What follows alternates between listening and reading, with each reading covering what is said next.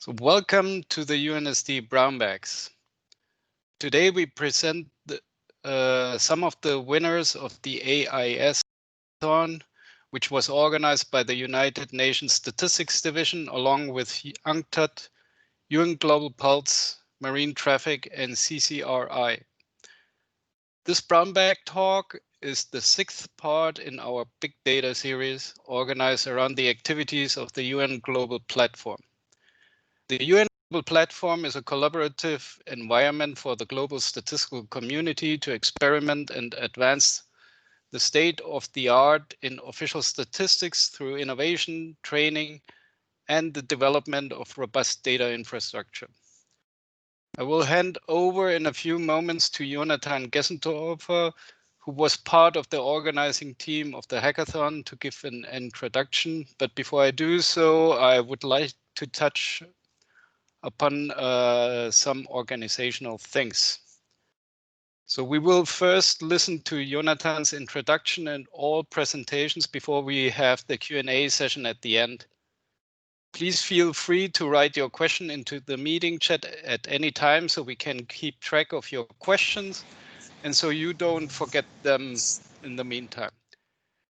During the Q&A session, we will either ask the questions for you or you can use the raise my hand function of Teams and ask the question yourself. As always, this Brown Bag session is recorded and will be made available on iSeek and in the UN Statistics Training Resources community, which is part of the new global network of data officers and statisticians, which was officially launched during the World Statistics Day. I would like to take this opportunity to invite you all again to visit the global network after our Brown Bag and have a look at the discussions there. Please note that the recording of today's session might be published publicly. Therefore, we also give you the option to ask your question after the recording has stopped. If you would like to take advantage of this option, please indicate it in the chat during the regular Q&A. And again, please keep your microphones muted. So Jonathan, I will now hand over to you. The floor is yours for the introduction. Go ahead. Thank you. So I will share my screen. Can you let me know if you see it, Alex? Yeah, please go into presentation mode and then we're good. Yeah. Works? Okay, great. So thanks all for coming, and specifically thanks to all the participants of the hackathon that joined us today. I'm going to give a very brief introduction. So first, AIS data stands for Automatic Identification System, and it's a tracking system for ships that was originally intended for collision avoidance. And the data is truly massive. It's true big data, and we have about 100,000 vessels worldwide that transmit data every few seconds. And there are many applications for official statistics beyond its originally intended use case. And one of the or two of the possible applications that we saw was that the data could inform decisions on climate actions and on the COVID-19 response.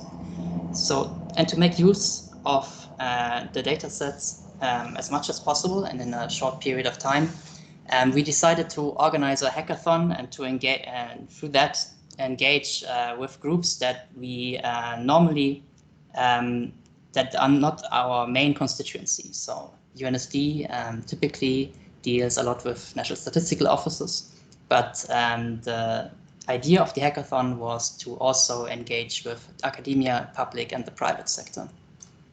So together with UN Global Pulse and UNCTAD, and in cooperation with Marine Traffic and CCRI, we organized this remote participation hackathon. And thanks as well to the development account for providing the necessary funding. We had 43 teams that applied, and our jury, which consisted of 9 AIS data experts, selected 17 of those teams. Among those teams were teams from developing countries, from the developed countries. We had all student teams, we had teams from private sector, from academia, and so on. So we really were able to engage with this wider group of people.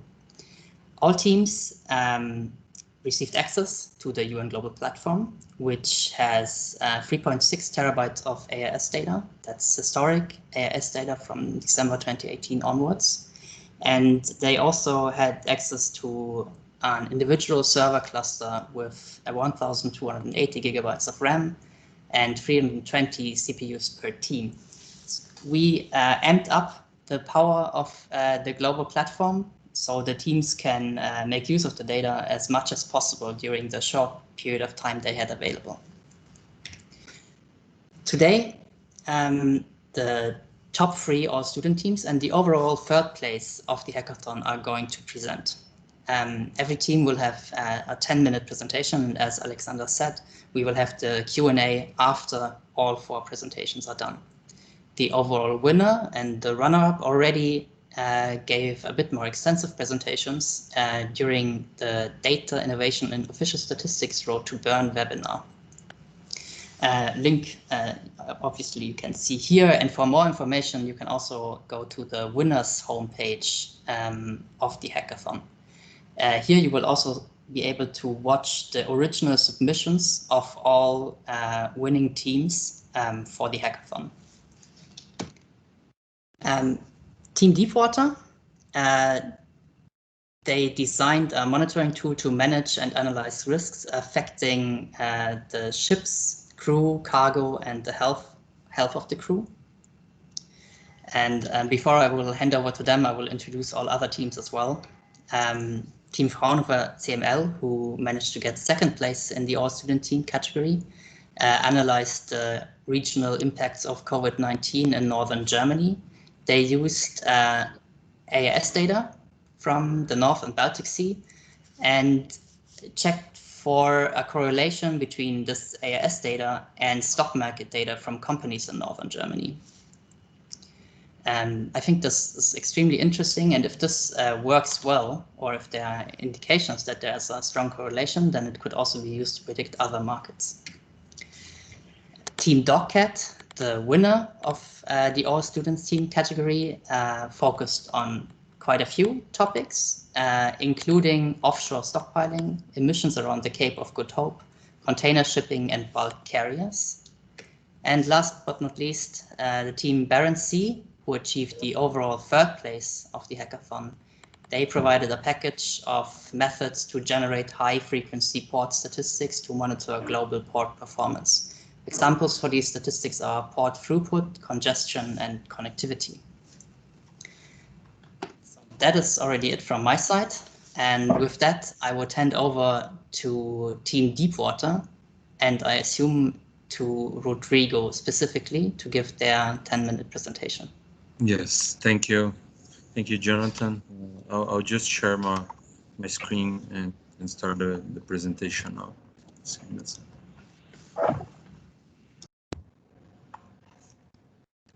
Just let me know as soon as you're ready to see the screen. Looks good. You can go ahead. Okay, thank you. Well, first of all, unfortunately, all the team was unable to join. Gustavo, who is part of the team as well, is here with us, but we would like to express the chance to participate and share our ideas to what could be done with the information that was provided on the AIS Big Data. Just to start, I would like to just a very brief overview about the team. We had like a group of a very extensive background, going from analytics expert with Mr. Deborah and Felipe, that was more, they take care more on the analytics sides of the solution, and myself, Gustavo and Roma, that were more focused on the business side to try to come up with an idea on what could be done with that. We didn't have like a lot of background on maritime experience, which was interesting to have like a fresh approach on what could be done. And what we identify first of looking what we have on the data and what was available over there. The idea was to see the information that we have available on all over the internet related to maritime information, and try to provide a tool that would guide decisions about entities that were involved on monitoring, tracking, or having interest on maritime transportation, in order to consider the different aspects that were involved on the on this kind of transportation. For example, when we were looking over to identify if it would make sense for us to go through this idea, we identify a lot of aspects that were considered related to that, talking about financial loss due to for ships being parked too long before delivering the goods that they were supposed on specific port sites, CO2 emissions, accident that would cause financial impact, also known environment loss, pirate attacks, and so on. We also identify like the influence of the transportation through sea that was done using the information, and based on that we try to focus on the port of Santos, which is a city in southern Brazil, which is the largest city on the region. So to try to identify what were the main pain points that were focused on that specific sites that we're looking for, that we have like problems from pirate products, drug trafficking, and loss due to excessive traffic, and so on. Based on that, what we decide to do, we identify the data that we have available on the AIS, the data set that was available on AIS and the UNGP, and we try to find, based on those pain points that we identified previously, what will be the best course of action, or what information do we have available over there that would help us address those points, or providing insights to the parties involved in order to address those issues. Based on that, we use some of the information that find structure and non-structure in order to create a solution that would help us provide a vision on that. And finally, we try to do a prototype on those based on the Power BI solution. Unfortunately, I don't have access to here, so I can't show live what was the approach, but I think we can be able to give a good overview on what we have it over there. Based on all the points that we identify, we focus on those specific 4 scores where we find that was how we could identify if a ship has a score related to how polluting they are on the sea. Basically, do we have like historic maintenance records, fuel consumptions between the departure point into the end of the one, to find, according to a comparison between that specific ships and similar ones doing the same route, if they're consuming something similar to that impact on very long periods of time, that when they have it on over the sea, related to problems during the weather, when they need to divert the route, or similar situations. What was the impact on the crew if they're taking a very long ship, for example, departing from China, come to Santos, where they could spend like a very long time over there, or even if you have some specific health issues from where they depart or where they're going, and then where they are going. This is pretty much what we identify. Like we did like a very interesting discussion internally within the team to identify what were the main points that we're looking overhead related to ship. Was the approach that we have in order to to have that. We use the Spark in order to collect the data from the AIS. We try to use any available information that we could find on the internet to collect that, and using ETL in order to make that in a sense that was going to be useful to compare the information in order to get the score and try to address which one was the impact for that specific score that we were looking for. And then we try to put that into visualization to create the score. The approach was similar for the same aspects for crew members. Pretty much what we were looking over there. Pretty much what we were considering is just the information that we have different from each one of the scores. We're talking about, for that specific for crew, we're considering immigration, climate, if we had any information related to drug trade, if the crew members were using wearables or something that we may be able to consider, and so on. And the idea was to try to create a score that we may be able to extend whenever we had that specific data set has some quality data or not, without impacting the solution. Similar things for cargo, we're considering pirate events, port delays, and so on. And for health, something pretty similar.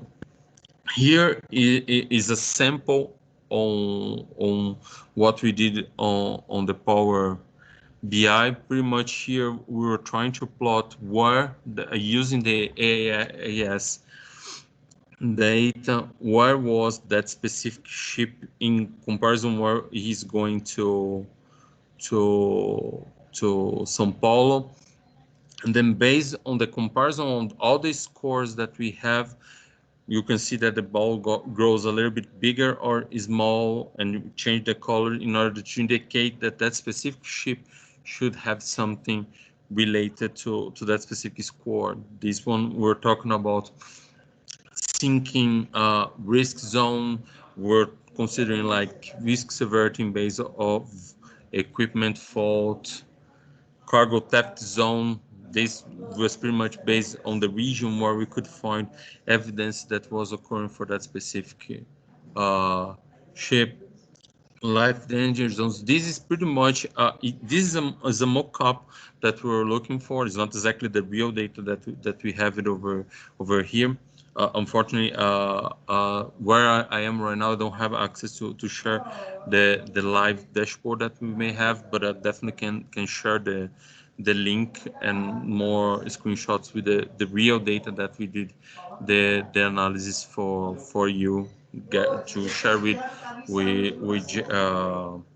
Jonathan and share with you guys later on with the team that's participated on the presentation over here. Pretty much what we're looking over here after the hackathon, what we concluded was the idea of finding new data sources that we can use to improve the information that we have it over there, find any points that could be improved on the algorithm, and definitely later on, if this turns to be something that is worth investing in the future to launch up a startup with that. I think pretty much that's the result of what we managed to do during the hackathon. Here is some of our contact details in case if any of you have interested to get more details on this, and I hope you guys enjoy it. Jonathan, passing back to you. Thank you, Rodrigo. Excellent presentation, and congratulations again. With that, I would straight hand over to Team Fraunhofer CML.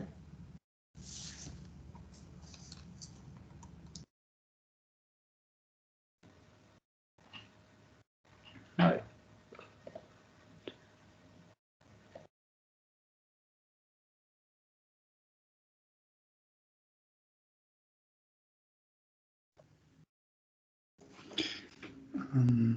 Yes, thanks to Jonathan for the short introduction, and welcome to our hackathon presentation with the topic Regional Impact of COVID-19 in Stock Market Data based on AIS movement patterns. We are a student group working at the Fraunhofer Center for Maritime Logistics and Services, CML, and our group consists of a master's student in computer science, Timo Lange, a master's student in geoinformatics, Philipp Ram, and a master's student in information and communication system, Junaid Aslam. The CML develops and optimizes processes and systems along the maritime supply chain. Within practically oriented research projects, CML supports public and private sector clients of port operations as well as from the logistics services industry and from the shipping business. The core competence of our research group are the development and assessment of technologies for autonomous systems, nautical safety analysis for planning approval purposes and port layout assessment, nautical risk analysis and maneuver optimization, and AIS-based data analysis of maritime transport and routing. Next slide, please. So we will start to talk about our research question and explain the thought behind the questions. Then we will go on with our data retrieval and the pre-processing of the data. We will show and explain some of our visualizations and talk about our concept for the data analytics. And in the end, we will give an outlook on possible further working steps. Our research question is, was there a regional impact of COVID-19 based on AIS and stock market data? We think that the stock markets are closely related to economic activities, and the situation of the stock market is also a good indicator of the overall economic and social wealth of the region. After COVID-19 breakdown, there was a global economic downfall leading to decreasing stock prices of many companies. We wanted to search for indicators to foresee stock changes on advanced and investigate the correlation between stock data of companies and AIS data in North Germany before and during COVID-19 times. Next, Timo will talk about the data retrieval, the pre-processing, and our visualizations.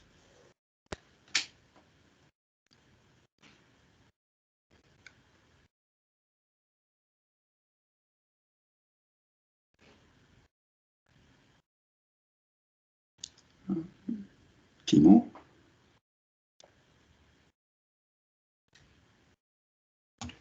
Sorry about that. For the data retrieval, we have 4 input types. Yahoo Finance, data from the Frankfurt Stock Exchange, AIS data, and data from OpenStreetMap. From the Yahoo Finance API, we used histories from the companies and profile information to extract address data from the company headquarters. From the Frankfurt Stock Exchange, we received a list of companies which we used to query the Yahoo Finance API.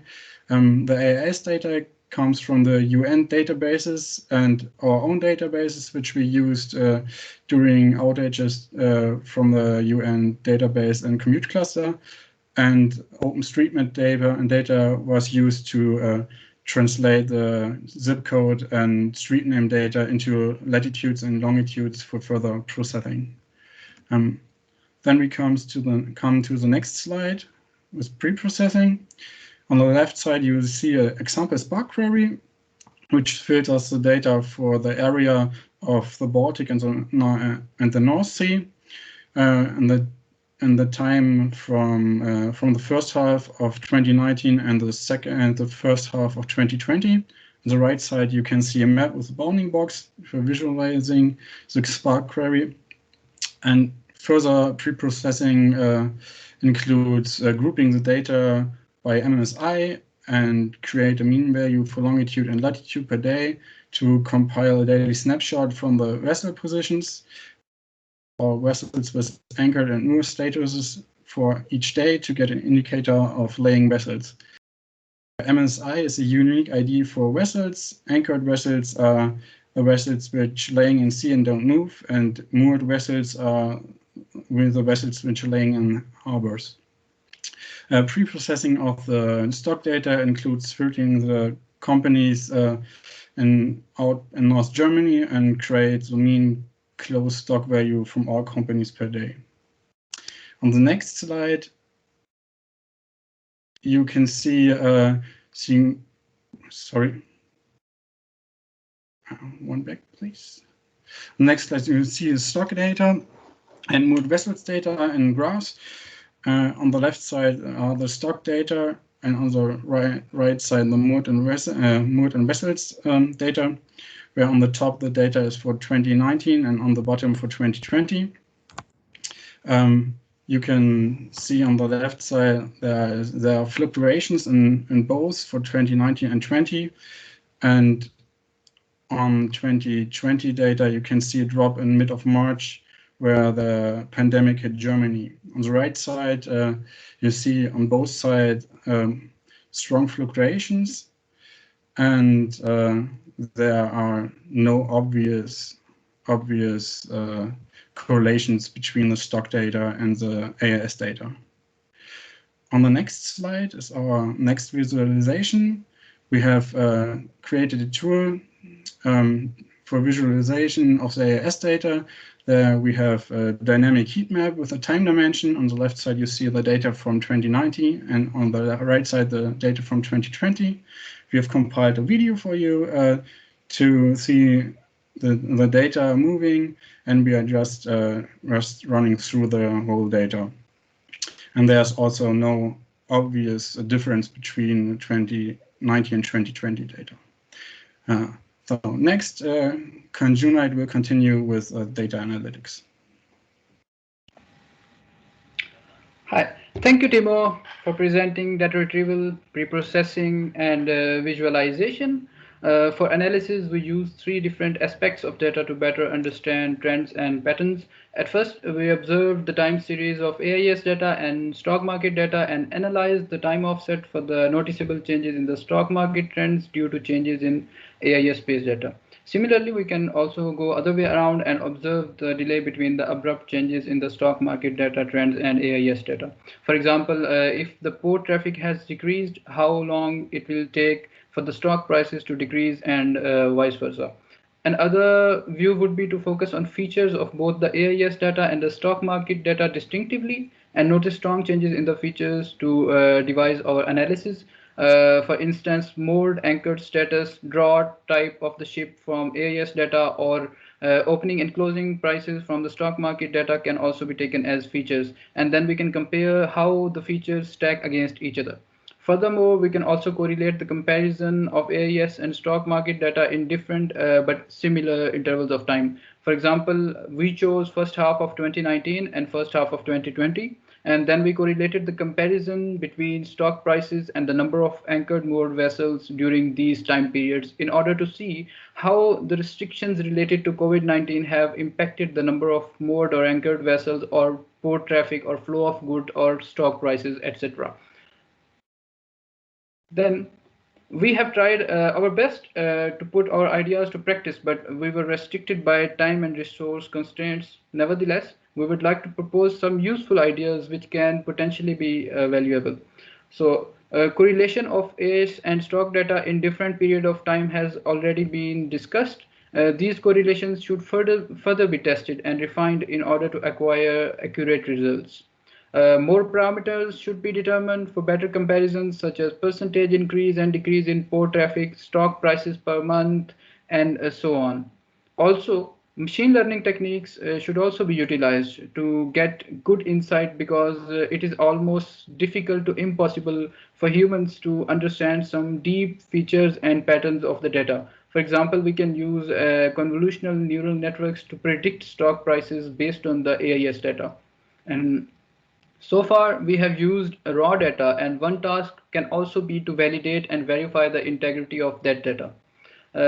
Also, last but not the least, the visualizations have a great room for improvement. A proposal would be to develop a suite of visualization tools tailored specifically to investigate AIS data and stock data.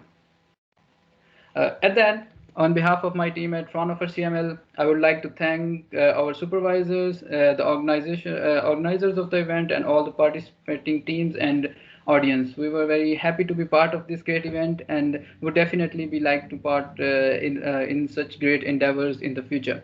If you have any questions, please feel free to ask in the time slot reserved for questions and answers in the end, and that will be all from my side. Thank you very much. Thanks a lot. Great presentation. again, I think it's quite impressive what these teams can do in such a short period of time. And with that, I would hand over directly to Team Dotcat.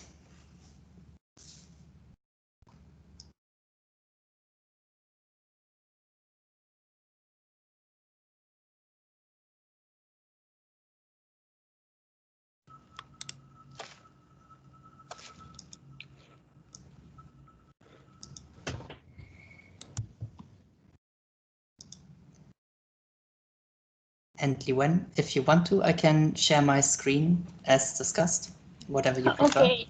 Maybe we can try it once. Okay. So, Nakashima-san, can you try share the slide?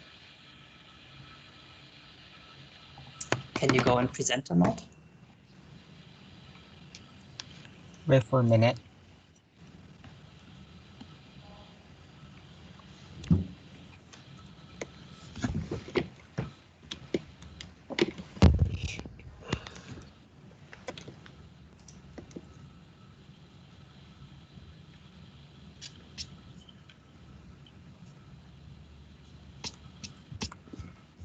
Otherwise, Jonathan, I think you have the slide deck, so maybe you can share the screen, and then the team can tell you when to flip the slides. So Jonathan will share. Then let's go with that option.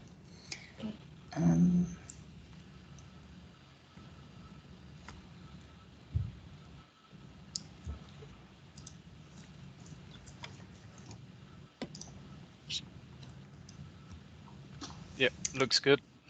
Okay. So, Team Dogcat, over to you.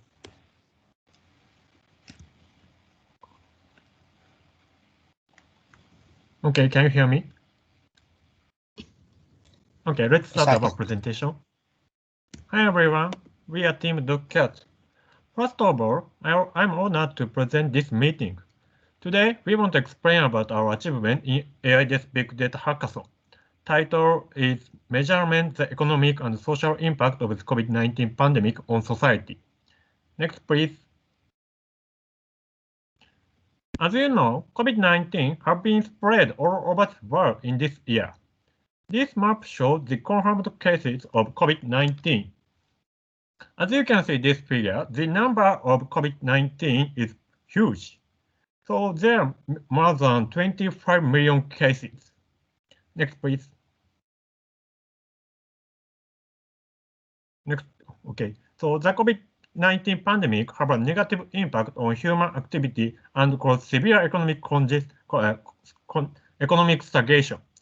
Global growth rate in 2019 is 29%, but growth rate in 2020 is minus 4.9%.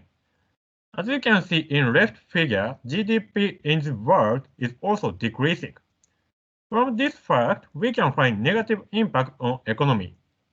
Right figure shows the container cargo volume at Shanghai port. Shanghai port is largest port in the world. As you can see, the cargo volume in 2019 is increasing from 2019, but in 2020 it's decreasing from 2019. From this fact, we can confirm the impact of COVID-19 on maritime transport. Next, please.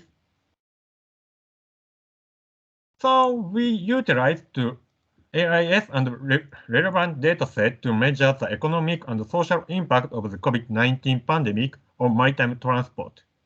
We analyzed the impact of COVID-19 following 4 topics.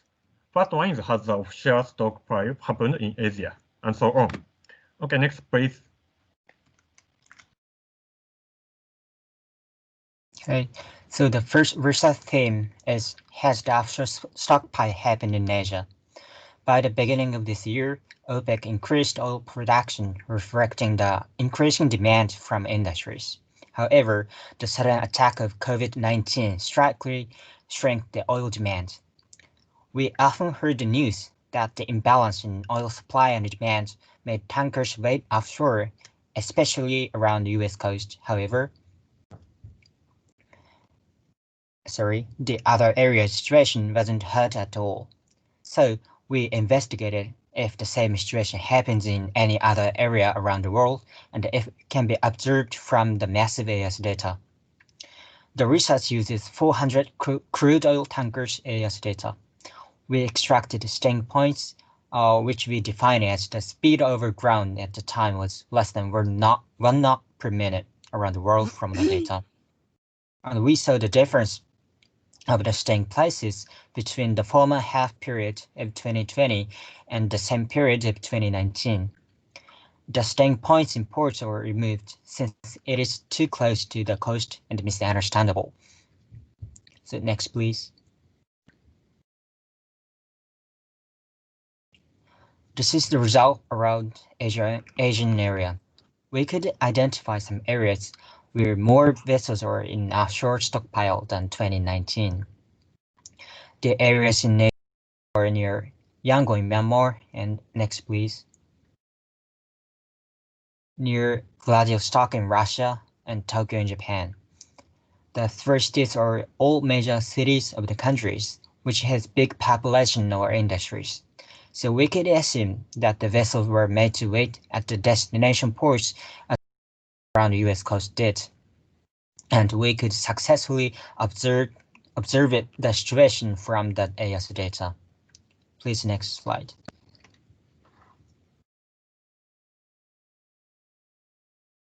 Okay, let's explain about the topic, the difference in the impact of COVID-19 to container shipping. In this topic, we want to know is there any difference in the impact of COVID-19 to several factors.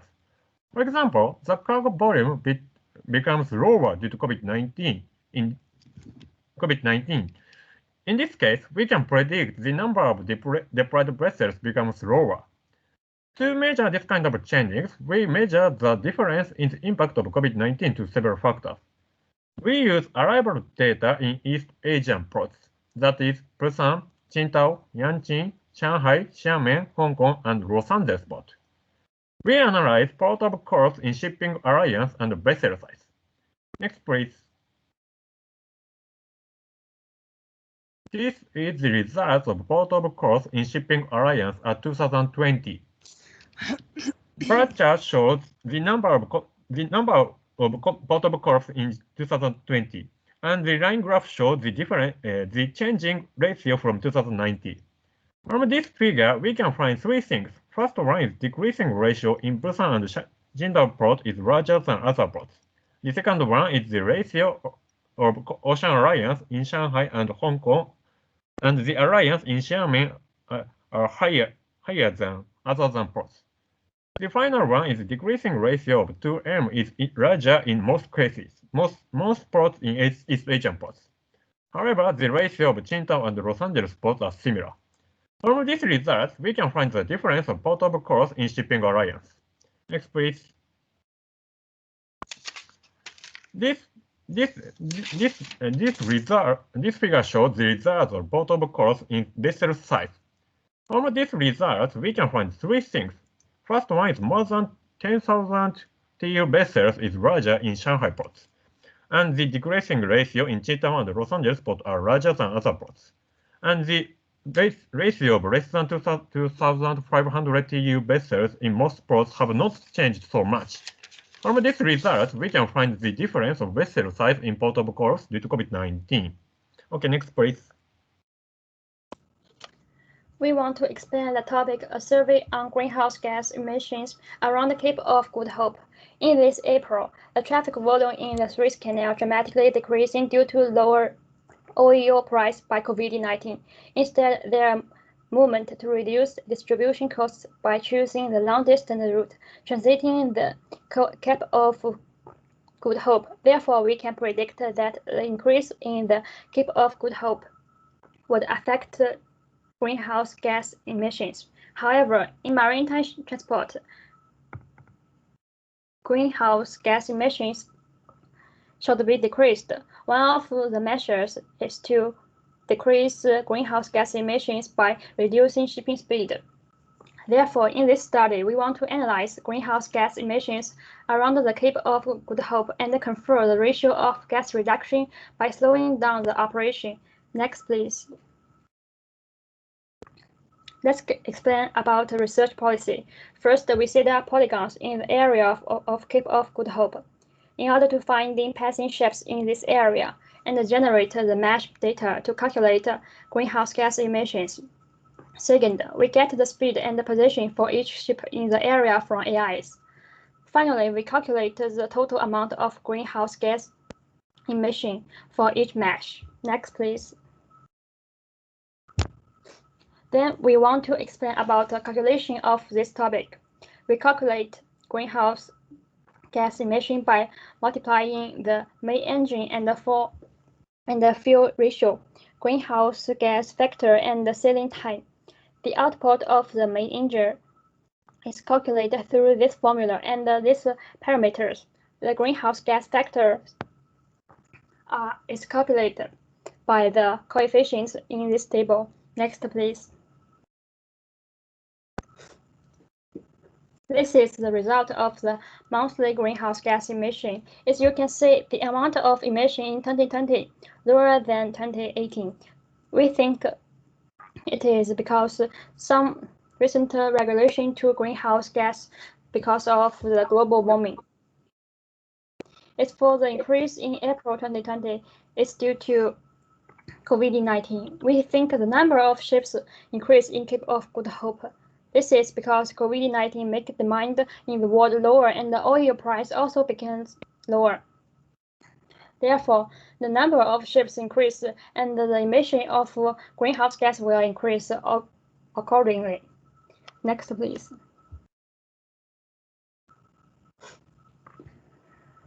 This is the result of greenhouse gas emission in the red area. The greenhouse emission is higher. We analyze the importance of the ship speed reduction by comparing the volume of 2018 and 2020. As you can see, the difference between 2018 and 2020 is not so large. This result shows in this area we don't have to implement the reduction of speed. The reason why we can't obtain the expected result is because we only focused on capesize. However, capesize does not frequently pass the Suez Canal. Therefore, in this research, we cannot obtain the expected result. So if we analyze other types, the result may be different. And the next, please. Here is our last topic, analysis for Bulgaria. This research is to find the influence of COVID-19 on exporters and importers by comparing the first half of 2020 and 2016. Besides, considering the changes in demand and the different levels of severity of COVID-19 in different areas, we also want to conduct a geographic analysis about resource movement. However, this part is not complete, so we focus on big size vessels defined as capesize and the VLC very large oil carrier. The main commodity they carry is iron ore and coal, which is our target commodity. Next, please. First part, the analysis for iron ore shipping, which number refers to how many times iron ore is carried in 1 year. And the intake volume refers to how many iron ore is carried. Two figures show a 5-year trend for the first half. According to two figures, different from what we expected, iron ore shipping is not greatly affected by COVID-19. The growth rate of it, there is no big changes. Therefore, we think iron ore shipping is fairly stable. Next, please. Then we observe the influence on exporters. Most of trades from those countries are decreased, but for the largest exporter, its trade volume even increased a little. And the next, please. Then we observe the influence on importers. The similar results are observed. The trade of most importers is decreased except the largest importer, China. Combining this part to the previous part, we find that trade for the peers of Australia to China and Brazil to China increased. while the trade for most of the pairs of exporters and importers decreased. Next, please. The second part is analysis for core shipping. Two figures shows the 5 years trade for the first half of how many times and how many calls is traded. According to figures, we find that the growth rate for how many times call is traded decreased by 30%. For how many call is traded decreased about 12%. Therefore, we think call shipping is comparatively susceptible to the influence of COVID-19. Next, please. Then we observe the influence on exporters. Most of the core exporters are slightly affected by the COVID-19. And among them, the decrease of Indonesia is very noticeable. And next, please. Then we observe the influence on importers. For most of discharge countries, the influence of COVID-19 is not so obvious. But for China and India, China even increased by 10% in trade volume, while India decreased by 25% in trade volume. Next, please. This is the geographic analysis we haven't completed yet.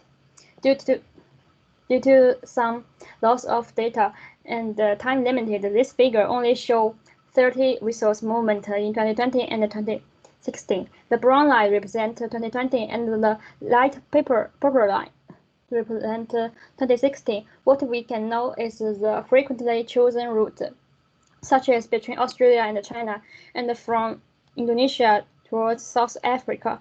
Moreover, the pair of loading countries and discharging countries is less varied and focuses on fixed pairs and routes in 2020. And next, please. That's all. Thank you for your attention.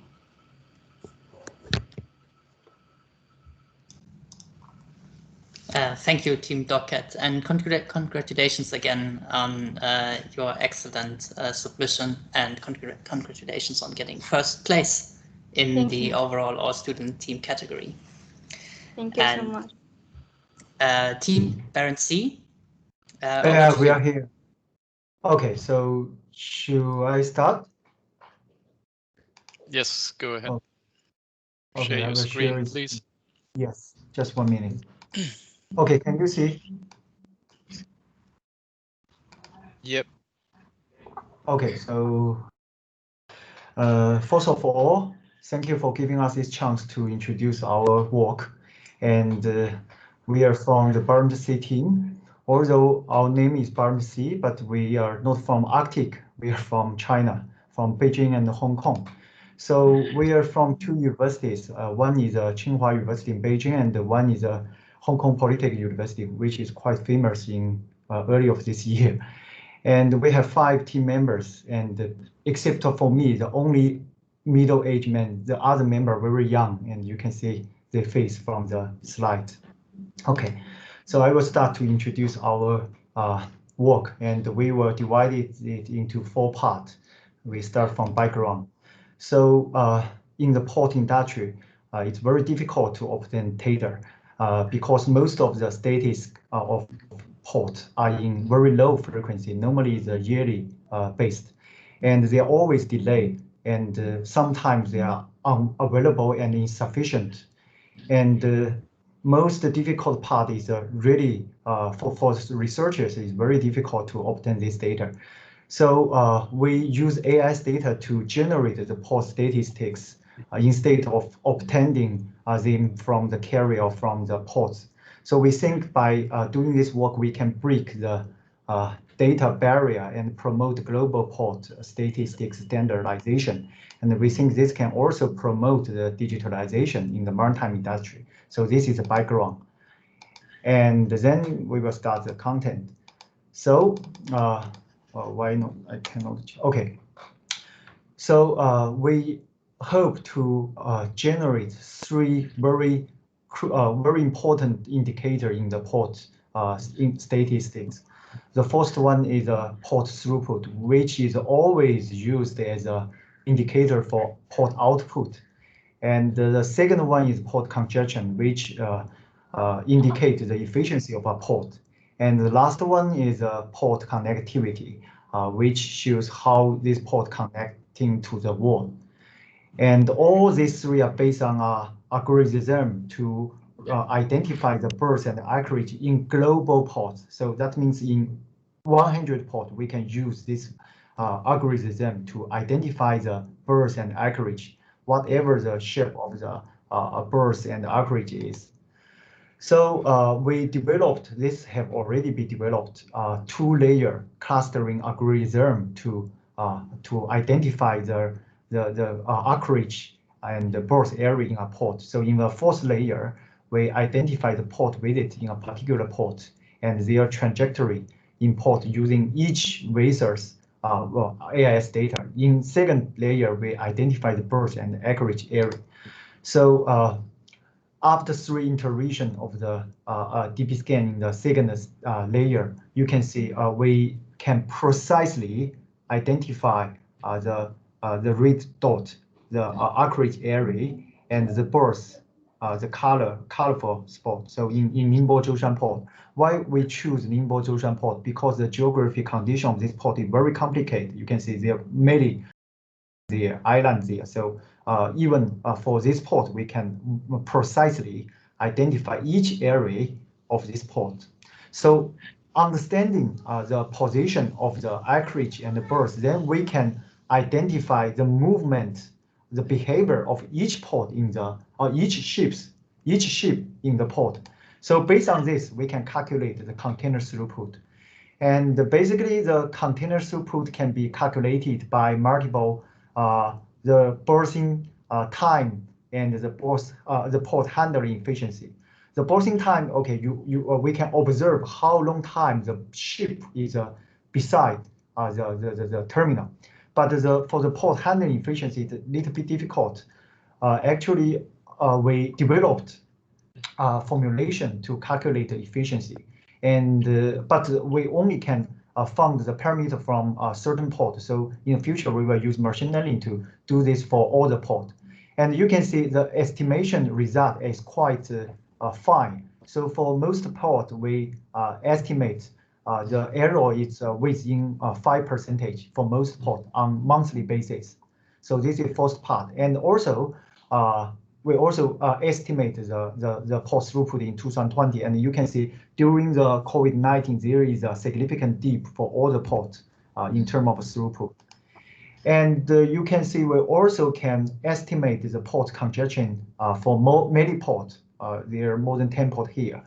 This is 2017 and 2000. Also, we can estimate the congestion for all the ports in 2020. You can see also similarly, during the COVID-19, there is a significant dip for the congestion. So that means no congestion during COVID-19. I don't know if it's good or it's bad. And this is for European ports. And this is for US, Japan, and Singapore. Okay, so now I will invite my the other teammate of our team, Shiwen, to speak the rest of the slide. Shiwen. Thanks, Dr. And I will move on from here. So can you hear me? Yes. Okay, so I will move on from here. We then propose a holistic port connectivity measurement system based on the AIS data. And basically, we build up 6 different indicators to measure connectivity of a port. The first is vessel visit, which reflect the scale of a port. And the second is the connected countries of a particular port, which reflect the accessibility of a port to the rest of the world. And then we build 3 different network indicators. And last but not least, we have the strategic importance indicator, which measures the possibility of a port to receive long-distance port calls in the local region. And next slide, please. So this slide here shows the steps we use to build the indicator system. So the first 3 steps are related to how we actually extract the AIS data and how to compose the different indicator. And the step 4 actually tells how we standardize the different indicator and how we actually make one single score for each port based on the principal component analysis. And next slide.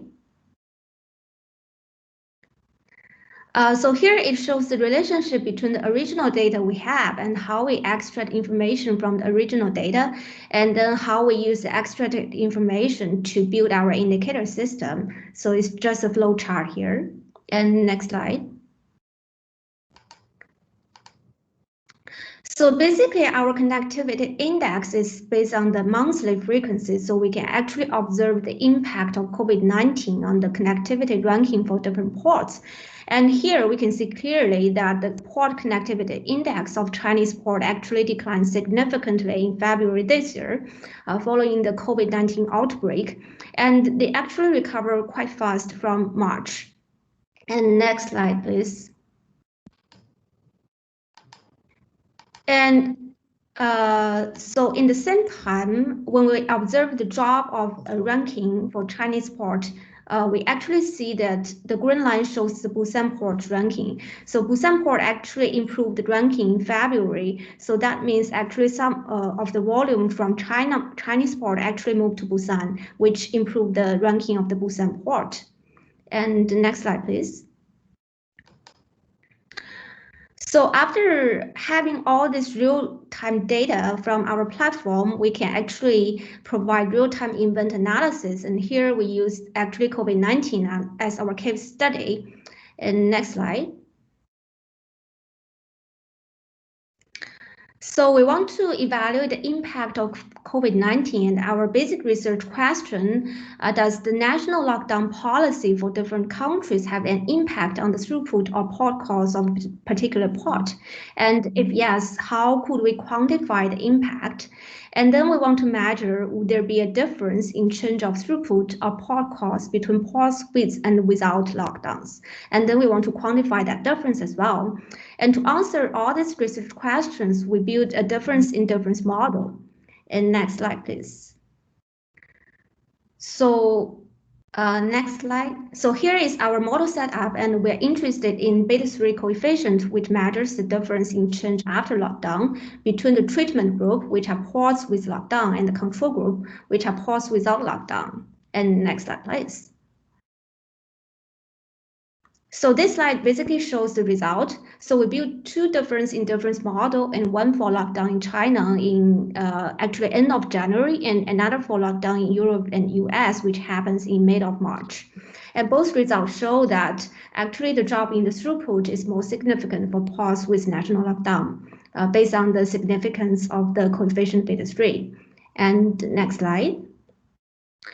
And we conduct a similar model for the impact of lockdown based on the port calls, and it actually shows a similar results. So the drop in port calls is also more significant for ports with national lockdown.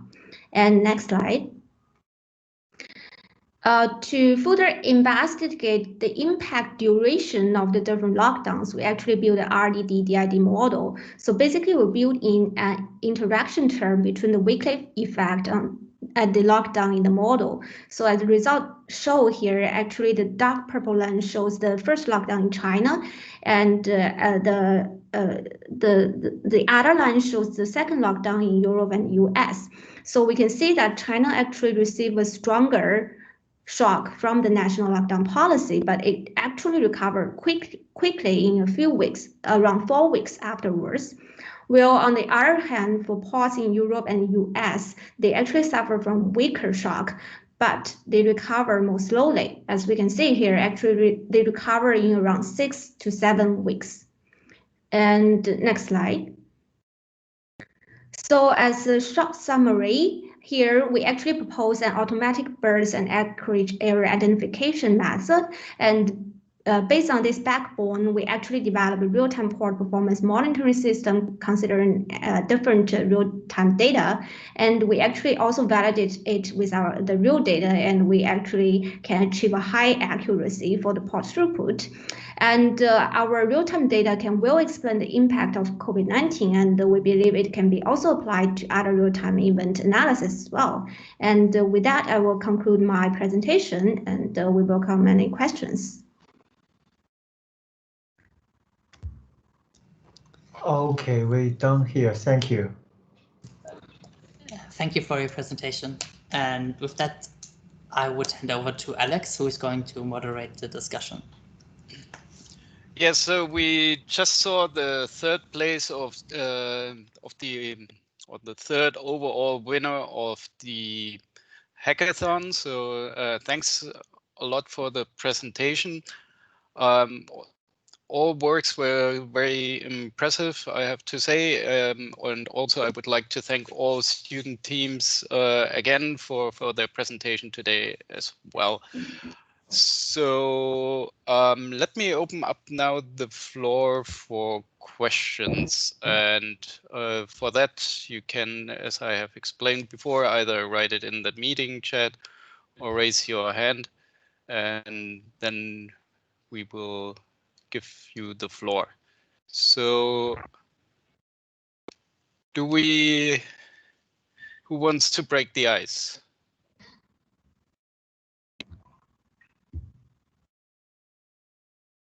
Yeah, I see a hand. Ronald, go ahead. Thank you, and thanks to all presenters. I mean, very impressive what has been done during the AIS Hackathon. So I'd like to thank everyone for this.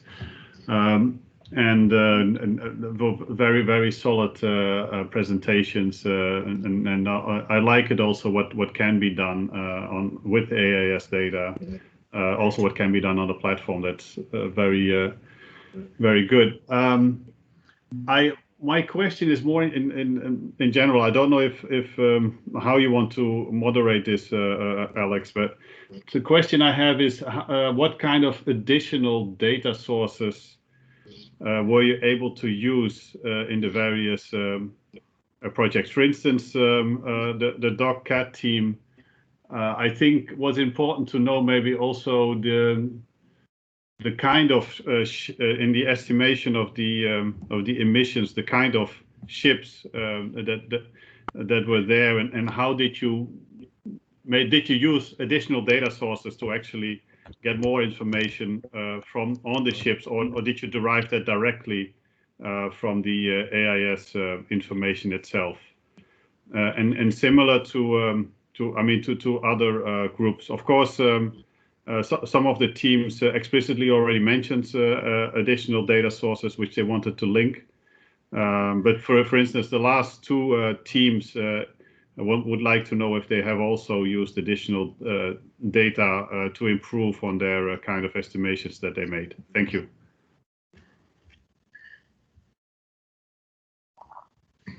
Yes, so who wants to go first with this question? Maybe the colleagues from Baron C, maybe you want to answer first? Okay, actually, you're right. We use multiple source of data. Besides AIS data, we also use the loyalist database, which provide us the information of individual ships. So from that data, we know more information of each ships. And besides that, I also remember we use some other data to calibrate or validate our forecasting result. So that is an answer from our team. Thanks for the question. Thank you.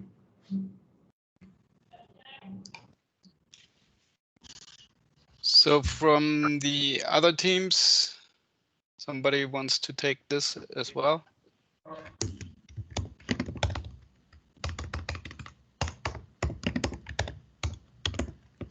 Maybe the colleagues from the DocCat team? Yes, we use additional database. We use the additional database from the X-Marine, provided by X-Marine, and they provide the voyage information, include the commodity information, and divided the AIS data into laden voyage and ballast voyage. Yes.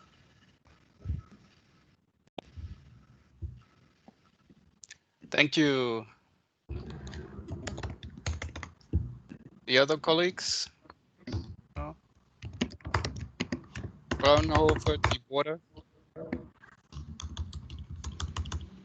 Alex, it's Rodrigo here. Yes, we definitely use a couple of data sources, but most of them weren't like a structure from any specific sources. We managed to collect them and integrate them pretty much manually.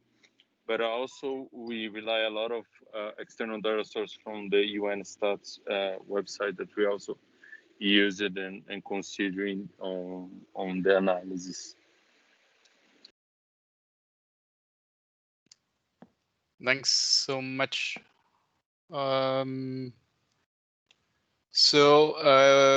still have a couple of minutes to take questions, so please raise your hand. I see now Marky and Sean. I don't know who was first, but I'll give the floor first to Marky, maybe. Hello, everyone. Good morning and good evening. It is amazing what you have done, right? I mean, with these global data sets, you were able to analyze many things that we wouldn't even think is possible.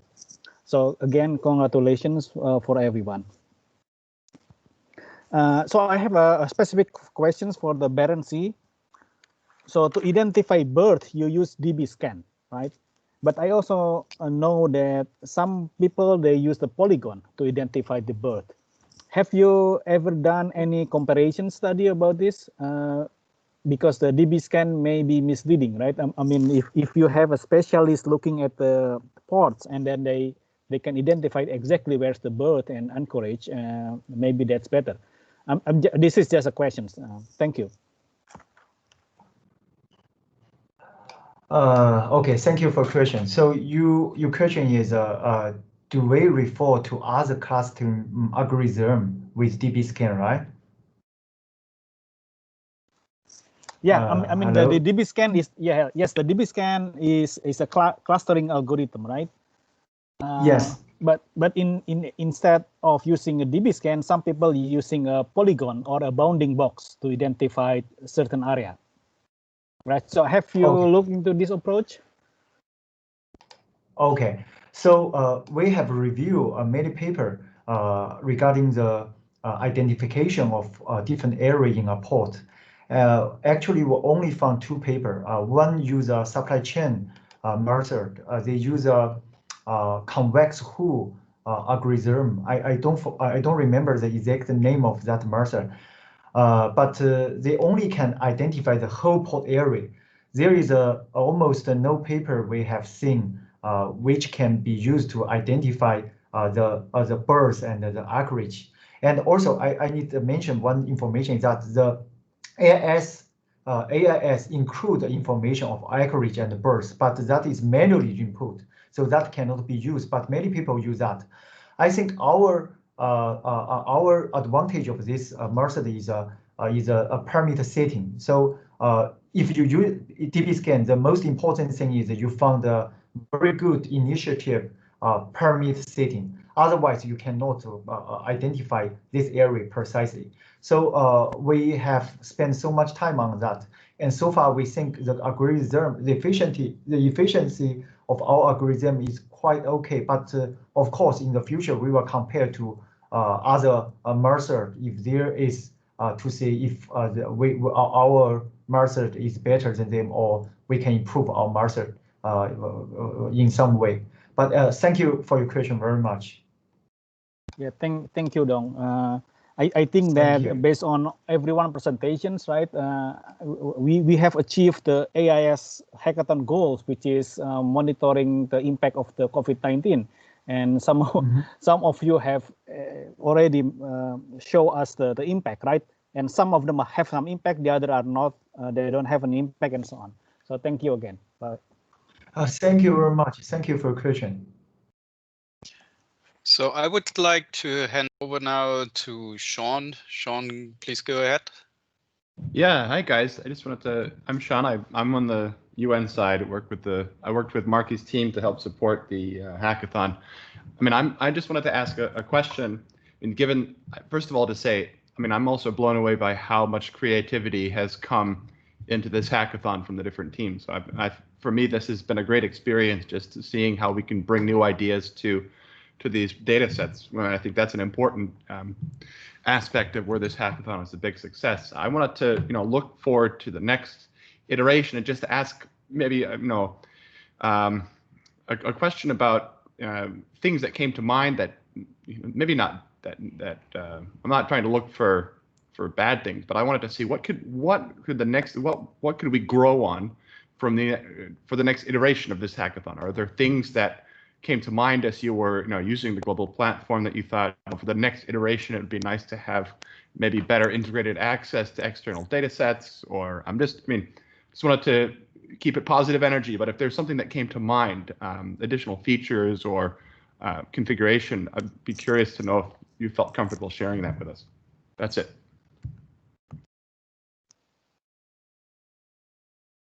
Yeah. So who would like to answer Sean's question? Hi, it's Rodrigo from the Deepwater thing. I think I may share some of the ideas that some of the issues that we faced during the hackathon that definitely it didn't hamper the whole process, but it definitely could save us some time. The amount of data that we have on the AIS was massive that we have it over there, and sometimes we didn't need to have like all that amount of data for all. We're talking about a couple of millions of rows over there for a very long period of time, and it would definitely be useful to have like small sets that we could help use it, because sometimes it took like a very long period of time to just get like some small samples to train the sets that we're looking for, or to plot the dashboards that we're looking for. So definitely, if we could have access even prior to the hackathon to test something, to save some time during, so we can focus on actually running the analysis, getting the information, and assessing it instead of just waiting for results to pop in. I think this is something that definitely would help us in getting this over a little bit quicker. Yeah, it makes a lot of sense. I'm curious, do you mean, for instance, you could think of like, caching. So if you have a certain base query that, goes into all of your queries, or, sort of be able to run a couple initial data queries that would then be, you mean queries that you're running over and over again, once you run it, then to have that serve up really fast, something like that? Yeah, something like that, or even have like mirror data sets with shorter. For example, I recall we had like very historically long periods of time. I think we had like 2000, older than 2019, that sometimes like we weren't used, for example, to have a small data set to say, okay, we just have here the last month, the last 2 weeks, the last 6 months, mirror data sets with smaller number of registers that could help run faster the data, or even caching the results definitely would help. Yeah, I think that's a good example. I don't know if the other teams face the same issues that we have, but especially on the first days when everybody was trying to get the data to run the analysis, like it really took like a very long period of time for us to get the hands on the data to start working on.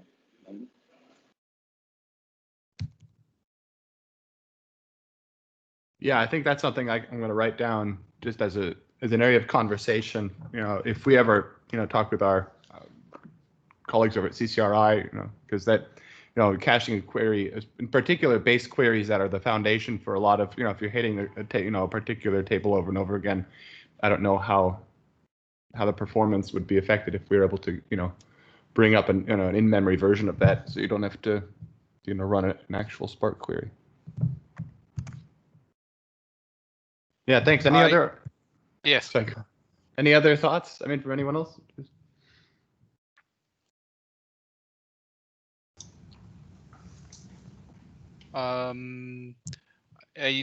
Yeah, I see also have their hand up. So while the other colleagues are thinking about Sean's question, maybe I can hand over to Marky once more first, and then we come back to this maybe.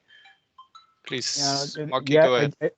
Yeah, thank you, Alex. I just want to mention that we had a detailed analysis post-mortem of AIS Hackathon, and we already put it in the documents, whether this is a substantive or technical,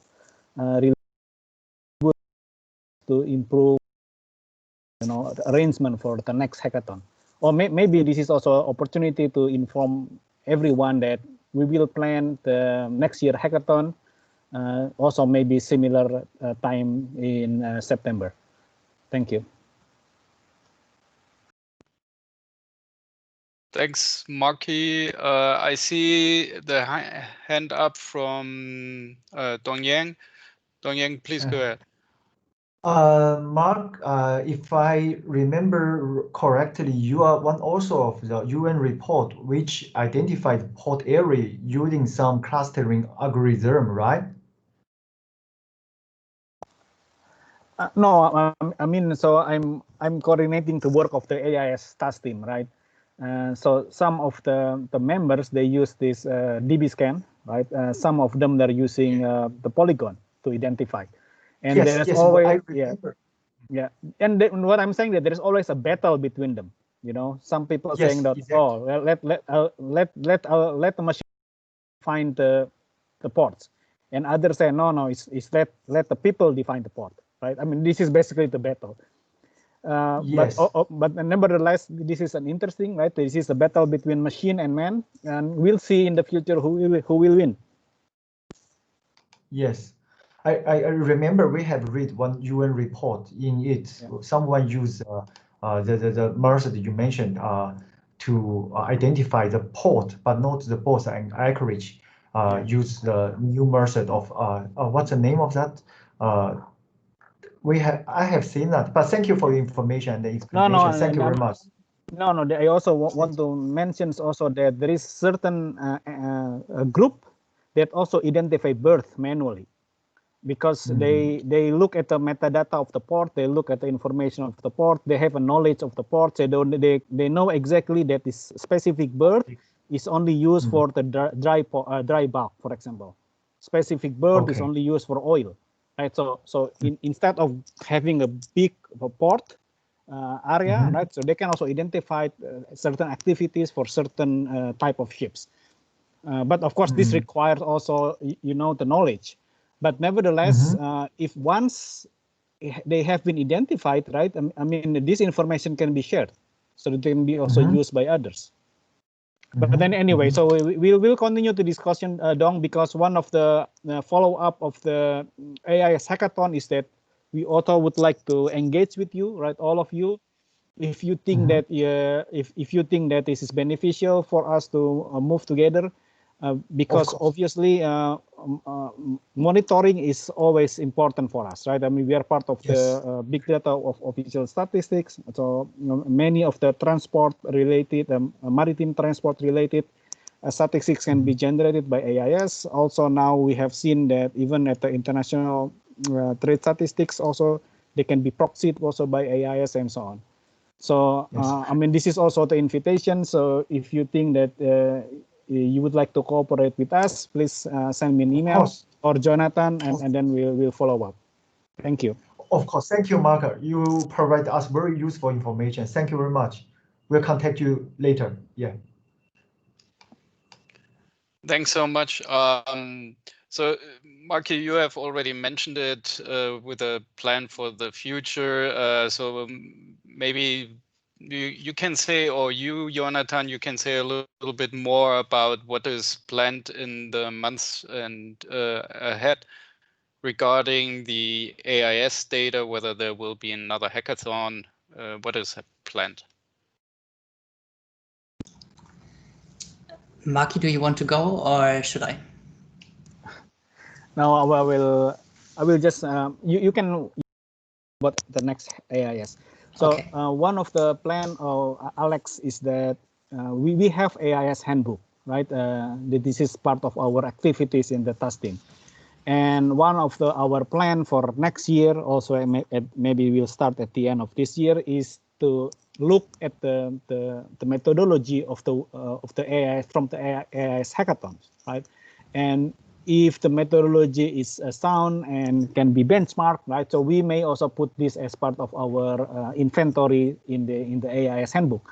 So that's why to all of the team, Berency, Fraunhofer, Doccat, and Berency, right? So I also may get in touch with you to learn more about your methodology, and then we will we will put it inside the AIS handbook. So this is one of the plan that the task team will engage. And for AIS is Jonathan, the hackathon. Come on. Thanks. So for now, for next year's hackathon, there is definitely a plan to do this again. So our lessons learned exercise that had implications on the timeline. So the timeline is already is adjusted a little bit from what we did this year. And I think one more thing is important information for next year's hackathon. And that relates back to the point that was made about the AIS data and how big it is. And the plan currently is to have 2 different contests. So there will be a contest that will be similar to what we did this year. And the teams will have access to the global platform and the AIS data in its original form, or how we have it on the UN Global Platform. And that requires a very specific skill set.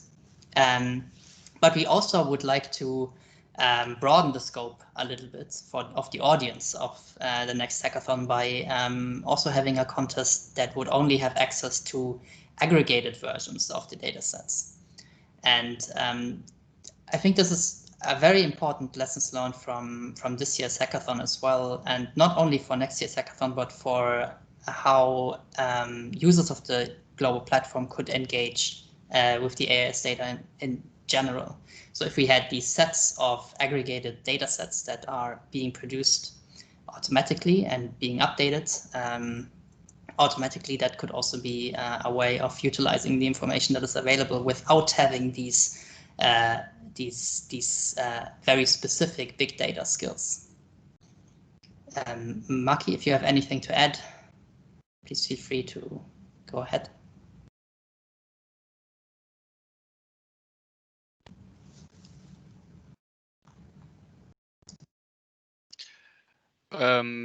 Maybe I can also jump in here. So, I mean, not looking forward, but looking back, I just posted the link to the Road to Burn webinar that we had recently with a title Data Innovation in Official Statistics, where the 2 overall winners of the hackathon presented their project. So I would like to invite everybody to have a look also at the recording of that webinar and see what the 2 overall winners of the hackathon have done, which I think was also very, very impressive to see.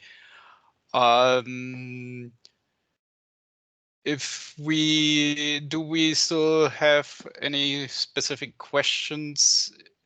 If not, I don't see any hand up right now, but so if we don't have any further questions, then I would like to invite everybody to unmute themselves, and please give everybody, all the teams who presented, and also Jonathan, who gave the introduction, a big round of applause. So please unmute yourself and give them an applause. Thanks so much.